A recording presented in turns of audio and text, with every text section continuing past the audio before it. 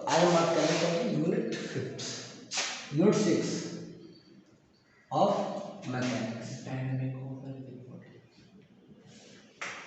Unit 5 तक हम question number 20 तक कर लिया था। मैं क्या कैरियर करता हूँ, क्वेश्चन नंबर 21 क्या कहता है, रिलेशन बिटवीन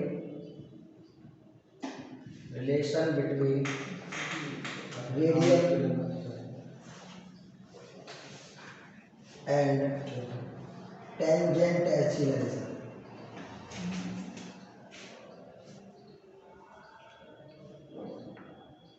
इस चार ऑप्शन दे रखे थे, alpha square R plus alpha omega square का होल स्क्वायर। सेकंड ऑप्शन दे रखा था अल्फा आर का स्क्वायर प्लस आर ओमेगा का स्क्वायर का होल स्क्वायर। थर्ड दे रखा था under root alpha R plus R omega. Fourth दे रखा था alpha R plus R square omega square. चलो भाई, ये चार ऑप्शन दे रखे हैं, रेडियल एंड टेंजेंट एक्सीलरेशन। अब तक हमने एक ही एक्सीलरेशन लगातार कंटिन्यू करते जा रहे थे, ठीक। लेकिन जब सर्कुलर मोशन कोई भी ऑब्जेक्ट या पार्टिकल करता है तो उस पर दो तरह के एक्सीलरेशन लगते हैं। एक तो होता है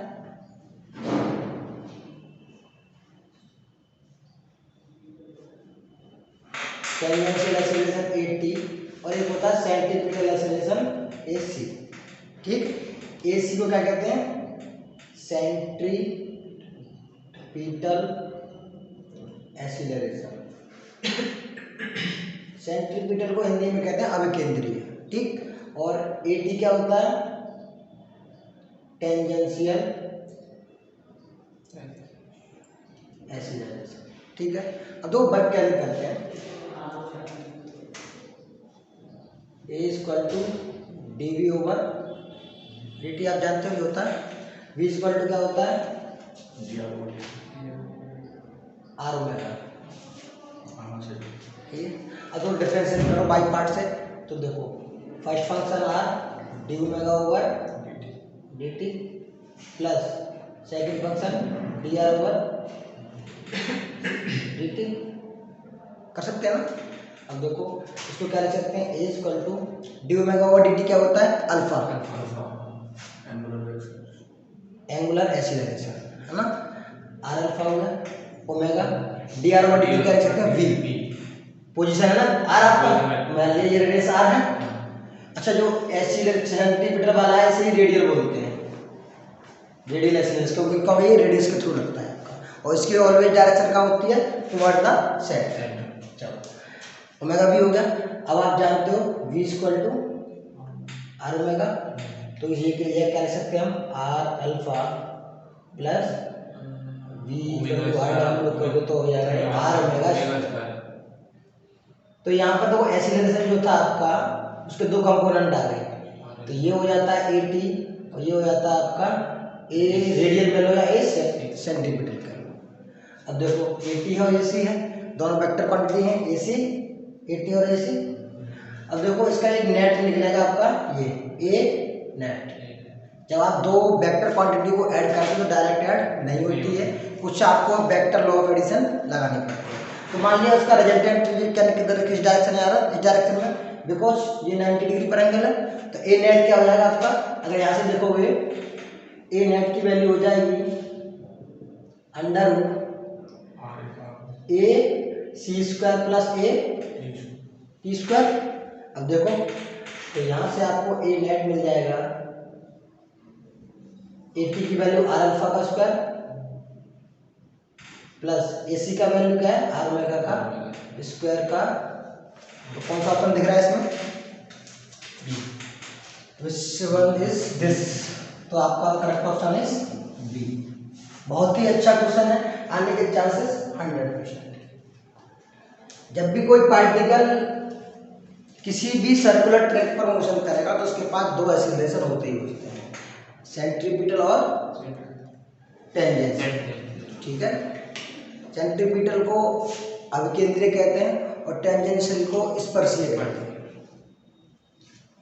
जब भी दो अगर आपके पास वेक्टर क्वांटिटी हो तो वहाँ आपको कौन से रूल लगाने होते हैं, वेक्टर के रूल लगाने होते हैं, डायरेक्ट आप ऐड नहीं कर सकते वहाँ पर। आगे चलें।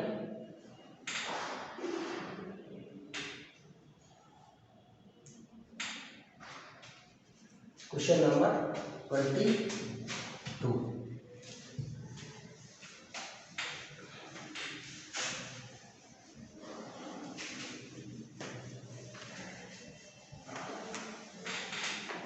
क्वेश्चन नंबर 22 क्या कहता है, which one is incorrect, which one is incorrect, ये तो आप बता सकते हो। L equal to I omega, टॉप equal to I alpha, I equal to M R square, none of this. हाँ जी, तो ऑप्शन यार डी। देखो ये क्या है, एल क्या है आपका, एंगुलर मोमेंटम या कोणीय संवेग, एंगुलर मोमेंटम। आई क्या है, मोमेंट ऑफ इनर्शिया। तो moment of inertia and angular momentum relation होता है L equal to I omega. अच्छा, ऐसी तरह से अगर आप टॉर्क और मोमेंट ऑफ इनर्शिया के रिलेशन की बात करोगे, ये क्या है आपका टॉर्क, या हिंदी में कहते हैं इसे बलागुण। अगर आप मास और आप मोमेंट ऑफ इनर्शिया के रिलेशन की बात करोगे तो I equal to M R square, या किसी बॉडी के मोमेंट ऑफ इनर्शिया को एक्सप्लेन करने के लिए फॉर्मूला क्या होता है, I equal to M R square. तो all is correct, so your answer is D, none of this. अभी क्वेश्चन नंबर 22 को लिखने का एक पर्पस ये था कि उससे 3 फॉर्मूले याद हो जाए। ठीक, क्वेश्चन नंबर 23 है, ये बहुत ही अच्छा क्वेश्चन है। Moment of inertia of a body about the axis of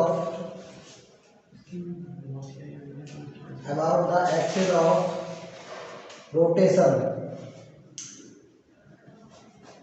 depends on,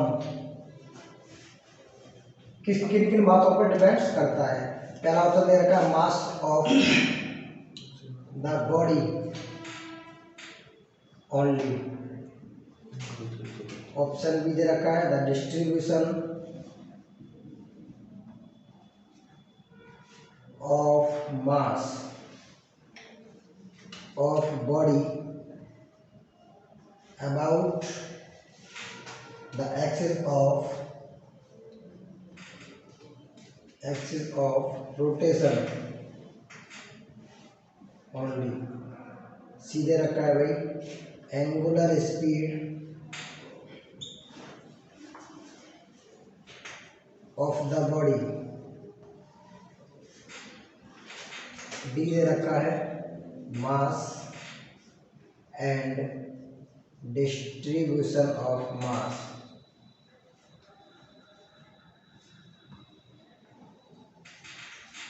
of the body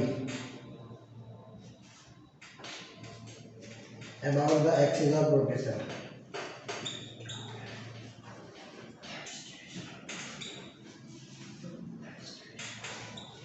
बहुत ही अच्छा क्वेश्चन है, बहुत ही अच्छा। देखो आपका आपने मोमेंट ऑफ इनर्शिया कॉन्सेप्ट पढ़ा है, तो ये कह रहा है कि moment of inertia of a body about the axis of rotation, जिसके अबाउट आपकी बॉडी रोटेट कर रही है, तो वहाँ कौन से फैक्टर पर वो डिपेंड करता है। चलो ये तो मानते हैं मास ऑफ द बॉडी पर डिपेंड करता है मोमेंट ऑफ इनर्शिया, लेकिन बाद में एक बार लिख दिया इसने ओनली। ऐसी बात नहीं है कि ओनली और ओनली मास पर डिपेंड करता है, कुछ और भी चीज़ों पर डिपेंड करता है। चलो इसका मतलब ये करेक्ट तो है, लेकिन पूरी तरह बात नहीं है अभी। वैसे अगर चारों में अगर कोई ऑप्शन नहीं दिया होगा तो ये करेक्ट हो जाएगा, है ना, लेकिन नहीं है। देखो द डिस्ट्रीब्यूशन ऑफ मास के डिस्ट्रीब्यूशन पर डिपेंड करता है, of body about the axis of rotation only, ऐसी बात नहीं है। देखो अगर आपके पास रॉड होती है, इस जो बी वाला ऑप्शन है, इसका तो मतलब ये हो गया कि मोमेंट ऑफ इनर्शिया हम इसी एक्सिस के अबाउट निकाल सकते हैं, लेकिन आपने तो पढ़ा है कि एंड एक्सिस के अबाउट भी निकालते हो, तो ये वाला बात गलत हो गया। अब देखो एंगुलर स्पीड पर तो इसका कोई ऐसा इफेक्ट है नहीं, आई बराबर एम आर स्क्वायर में कहीं भी ओमेगा यहाँ नहीं आ रहा है। अच्छा, मास पर डिपेंड कर रहा है एंड डिस्ट्रीब्यूशन ऑफ मास, ये बिल्कुल बात करेक्ट है कि पहले तो मास पे डिपेंड करता है, और ये डिपेंड करता है किस शेप में आपका जो भी बॉडी है दी हुई है, किस तरह से आपका द्रव्यमान जगह जगह पर डिस्ट्रीब्यूटेड है। तो करेक्ट ऑप्शन इज डी। ठीक है ना, दिस इज योर बेहतरीन क्वेश्चन। आगे चलते हैं, question number 24।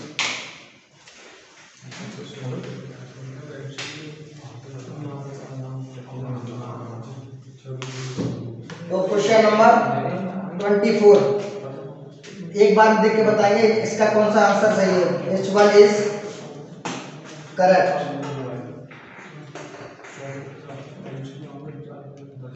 I equal to ICM plus M square, IZ equal to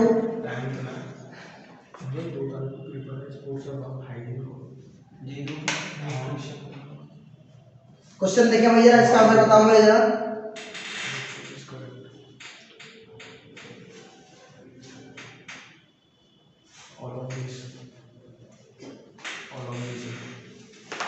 इसमें आंसर इसका है all of these.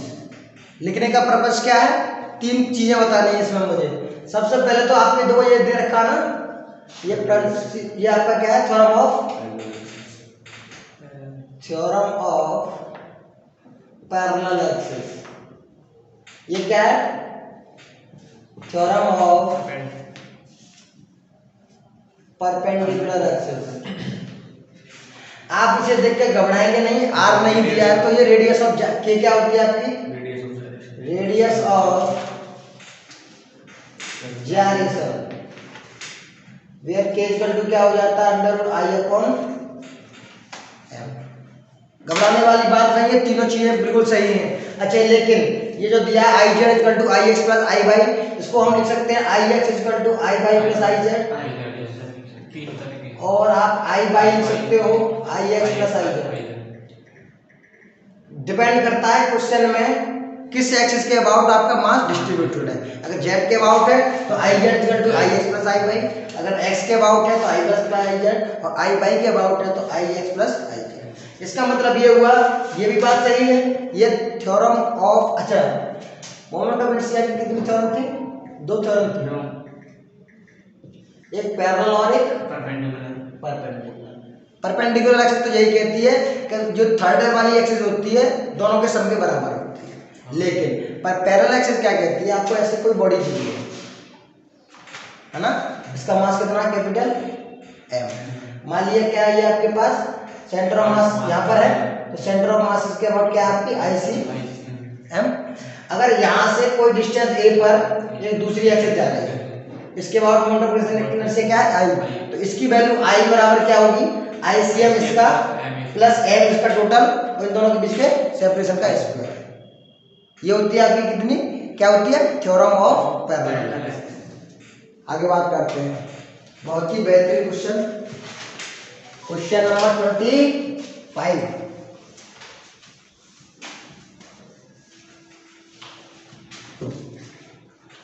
Question number 25 क्या कह रहा है भाई, देखो moment of inertia.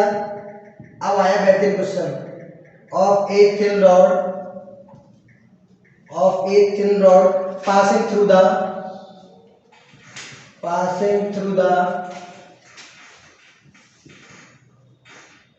Centre of mass axis. CM का मतलब है सेंटर ऑफ मास एक्सिस, मतलब द्रव्यमान के इधर जा रही हो तो ml square by 12, ml square by 3, ml square by 10, none of this. Question में क्या कह रहा है, moment of inertia of a thin rod. एक रॉड दे रखी है ये, ठीक है, जिसकी लेंथ मान लिया क्या है आपकी L। किस एक्सिस के अबाउट निकालना है मोमेंट ऑफ इनर्शिया, जो कि सेंटर ऑफ मास से जा रही है। ICM बताना क्या होगी value, what is the value of ICM, ml square by, याद रखेंगे जब आपसे सेंटर ऑफ मास एक्सिस से पूछे तो उसके लिए क्या होगा ICM। लेकिन अगर वो कहे किसी भी एक एंड से होकर जा रही है, किसी भी एक एंड से होकर जा रही है तो उसके लिए हो जाती है ml स्क्वायर बाई 3 हो जाती है, 3। यहाँ तक कोई डाउट नहीं होना चाहिए। ये किसके लिए है? For 1 and. और ये किसी भी मतलब रॉड के लिए कोई भी ऑप्शन नहीं है। ये किसके लिए है? For 1 and. ये किसके लिए? Centre of mass axis. तो दोनों ऑप्शन किसके लिए बनाए गए हैं? रॉड के लिए। Question number 26। Question number 26। Question number 26 क्या कह रहा है भाई? Moment of inertia of A rectangular lamina. Lamina कह सकता है, या फिर प्लेन भी कह सकता है, या फिर शीट कह सकता है। About an axis which is perpendicular to plane axis। इसका आंसर आप बताओगे। जो 4 ऑप्शन दिए पहले तो मुझे ये बताओगे 4 ऑप्शन में तो कौन कौन सा किस किस के लिए है? ml²/12, mb²/12,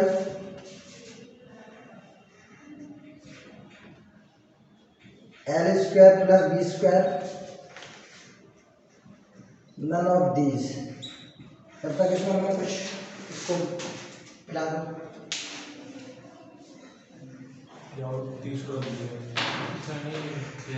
मुझे 4 ऑप्शन बताने हैं। ये तीनों ऑप्शन रेक्टेंगुलर लेमिना के लिए सही है।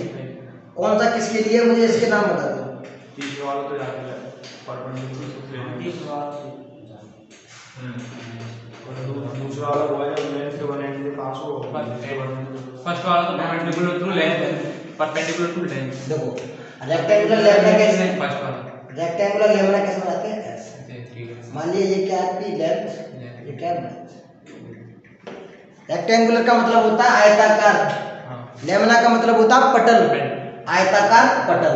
अब देखो जो ये पहला वाला दिया है ना ml²/12, इसका मतलब है about length axis.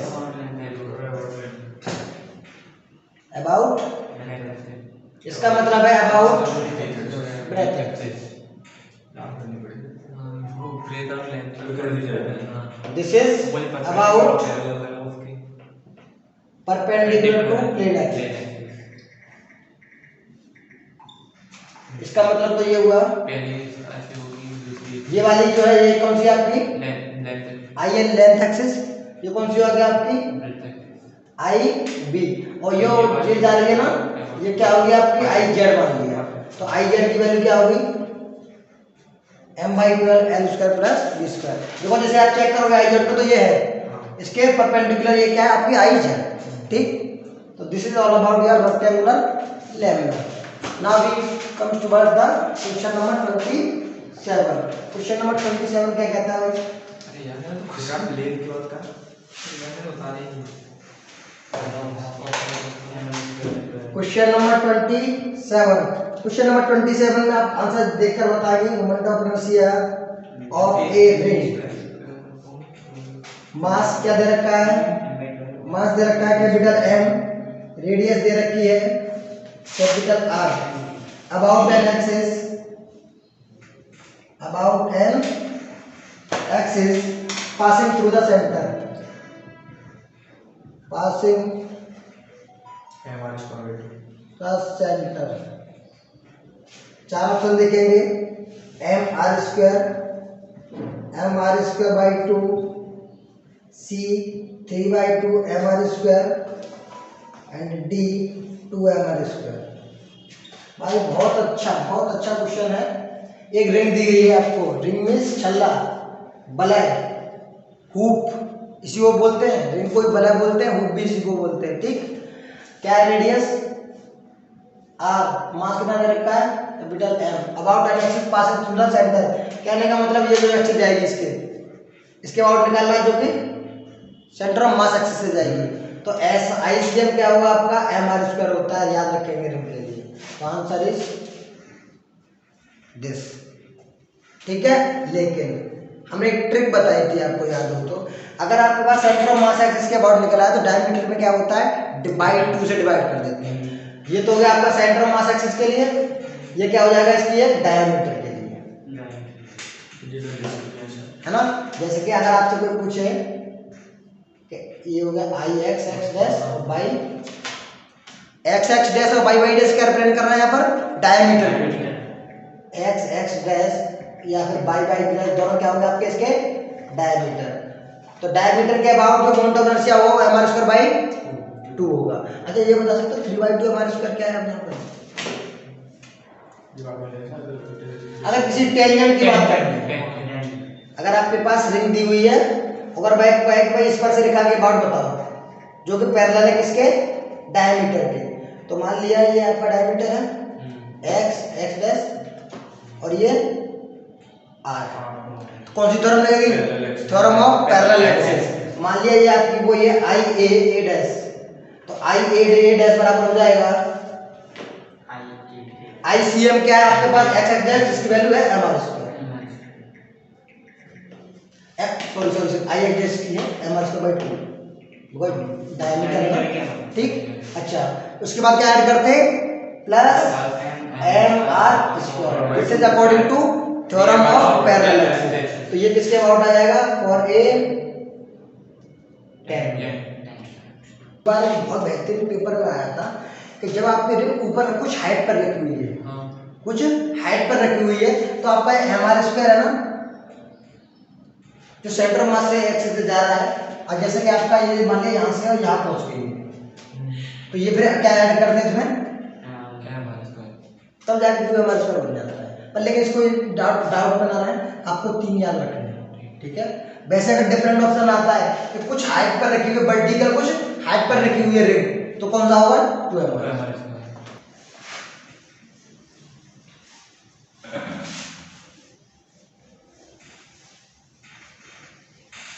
Question number 28 क्या कहता है, question number 28, moment of inertia of a disc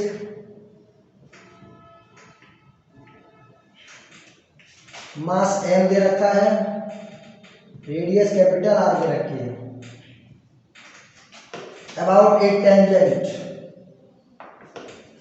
निकाल के बताओ जरा मुझे जल्दी से, about a tangent in its plane is, option दे रखा है M R square by 2, option B दे रखा है M R square by 4, option C दे रखा है 5/5 M R 4 M are square, D दे रखा है नन ऑफ। देखो मैंने जो क्वेश्चन डिस्कस कर रहा हूँ उसका मतलब वही नहीं आएगा, मैं फिर से बोल रहा हूँ कि 3 ऑप्शन दे रहा हूँ, मतलब मैं सारे ऑप्शन क्लिक करके चल रहा हूँ, जो भी केसेस हैं सारे ऑप्शन नहीं देता हूँ, ठीक है ना। अगर ये टेंजेंट के लिए पूछा है, हो सकता है सेंटर ऑफ मास एक्सिस के लिए पूछे, तो ये 3 ऑप्शन दिए ना, उसमें सेंटर ऑफ मास एक्सिस का भी दिया है, तो मैंने कोई भी ऑप्शन नहीं छोड़ा है। तो भाई बताओ डिस्क के लिए क्या होता है, रिंग के लिए हमने पढ़ा सेम एम आर स्क्वायर होता है, लेकिन डिस्क के लिए जो ICM means centre of mass axis होता है एम आर स्क्वायर बाई 2, तो ये तो होता है सेंटर ऑफ मास। पूछा टेंजेंट, फिर डायमीटर के लिए निकालते हैं हम, डायमीटर के लिए क्या हो जाएगा, आई एक्स डैश या आई बाई बाई डैश क्या हो जाएगा, एम आर स्क्वायर बाई 4, हम 2 से डिवाइड कर देते हैं, तो अपने आप एक शॉर्ट ट्रिक है, वैसे तो नहीं, तरीका डिफरेंट है, डिवाइड कर देते हैं 2 से, तो एम आर स्क्वायर बाई 4, ये किसके लिए आएगा, अब देखो फिर बताया था अगर ये डायमीटर के लिए निकल के आएगा, टेंजेंट निकालना है, थ्योरम ऑफ पैरेलल एक्सिस लगाएंगे, तो क्या आ जाएगा एम आर स्क्वायर बाई 4 में प्लस एम आर स्क्वायर, ये आ जाएगा 5/4, किसके लिए हो गया, फॉर ए टेंजेंट या स्पर्श रेखा, डायमीटर को क्या कहते हैं, व्यास। क्वेश्चन नंबर 20, ओके भाई आगे चलते हैं क्वेश्चन नंबर 29 की तरफ।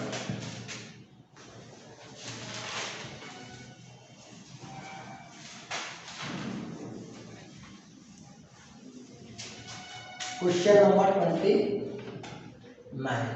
क्वेश्चन नंबर 29 क्या कह रहा है, moment of inertia of a 100% लिख लो इस पर,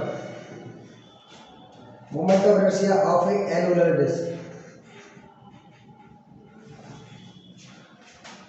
और hollow disk about the center of mass axis। लिख लो CM जो लिख रहे हैं हम, उसका मतलब है सेंटर ऑफ मास, द्रव्यमान केंद्र।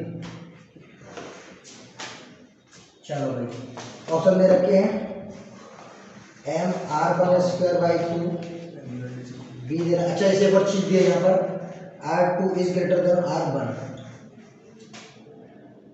M R1 square minus R2 square divide by 2, C दे रखा है M R1 square plus R2 square by 2।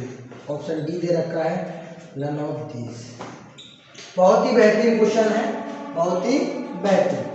देखो ये क्या कह रहा है, डिस्क है लेकिन ये क्या है, रेडियस R1, दिस इज, अगर ओनली R1 के लिए होता, सुनो ओनली R1 डिस्क के लिए होता तो आपका सेंटर ऑफ मास अबाउट क्या होता है हमारे स्क्वायर बाई।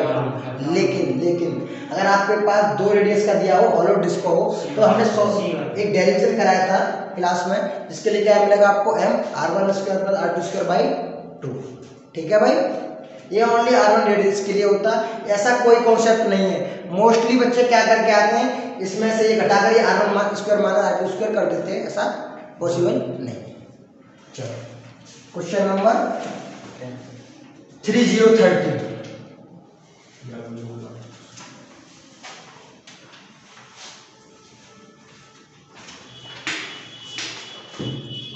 क्वेश्चन नंबर 3013 क्या कह रहा है, moment of inertia of a uniform hollow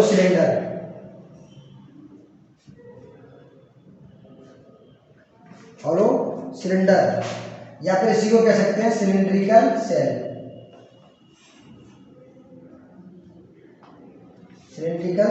cell about the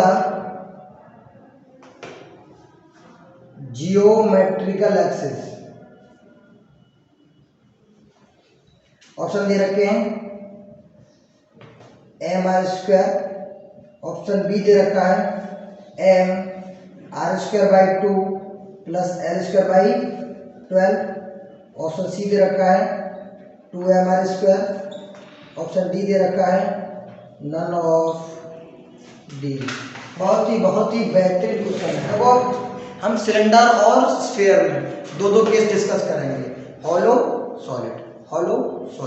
तो सिलेंडर के लिए सबसे पहला केस क्या ले रहे हैं, हॉलो वाला ले लिया। हॉलो मींस खोखला बेलन, सिलेंडर को कहते हैं बेलन। सिलेंडर केस का मतलब हो गया आपका क्या कहते हैं, बेलन का कोस, सेल का मतलब होता है कोस। ठीक है, अच्छा तो मान लीजिए ये कहा जा रहा है, ये एक टर्म दिया है यहाँ पर जियोमेट्रिकल एक्सिस। याद रखेंगे जो एक्सिस इसकी खुद की होगी, ये वाला एक्स डैश जो है ये क्या कहलाती है आपकी जियोमेट्रिकल एक्सिस। हिंदी में कहते हैं ज्यामितीय अक्ष, ठीक है ना, जो इसकी खुद की एक्सिस है। अगर कोई नेक्स्ट क्वेश्चन आप कल कराएंगे इसमें, अगर ये वाली एक्सिस जो इसकी लेंथ एक्सिस के परपेंडिकुलर कहलाती है, ठीक है ना, दो एक्सिस के अबाउट कराते हैं हम। एक एक्सिस जो होती है आई एक्स डैश, एक होती है आई बाई बाई डैश। तो यहाँ आई एक्स एक्स डैश के लिए जो वैल्यू आती है वो कितनी आती है, एम आर। तो यहाँ पर ये हो गया आपका एम आर। ज्योमेट्रिकल एक्सिस के लिए याद रखेंगे, ज्योमेट्रिकल एक्सिस के लिए एम आर स्क्वायर होती है, किसके लिए, हॉलो सिलेंडर के लिए। ये किसके, ये वाली वैल्यू कल किसके लिए निकल के आएगी, इसमें तो नहीं कराएंगे, सॉलिड सिलेंडर में कराएंगे।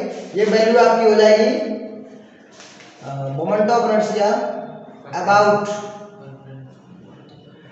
Perpendicular axis of length axis.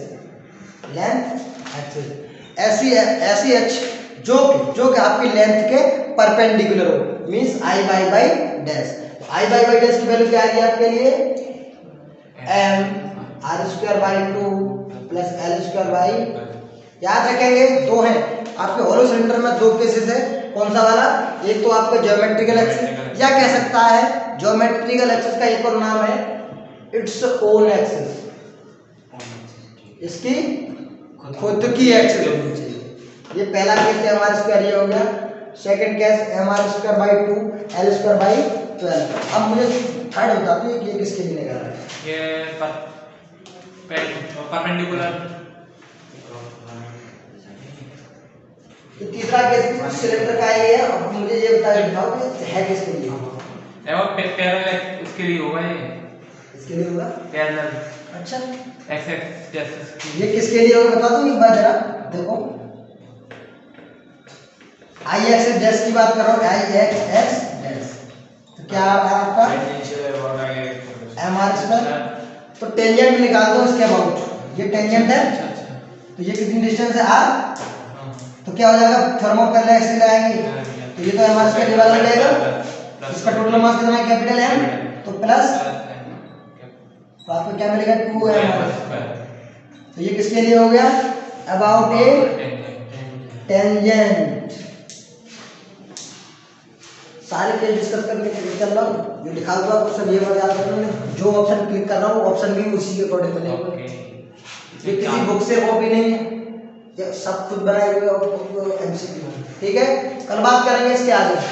ठीक, ऑलमोस्ट मेरा जितना मानना है आपके मैकेनिक्स जो है 100 क्वेश्चन में कंप्लीट करने का जो है कि टॉप 100 क्वेश्चन है, इसके अबाउट आपको 400 क्वेश्चन लगभग बन जाएंगे, है ना। तो 100 क्वेश्चन में मैकेनिक्स जो है चांसेस मोस्ट प्रोबेबल है। ठीक, कल बात करते हैं क्वेश्चन नंबर 31 की। ठीक, तो देखते हैं।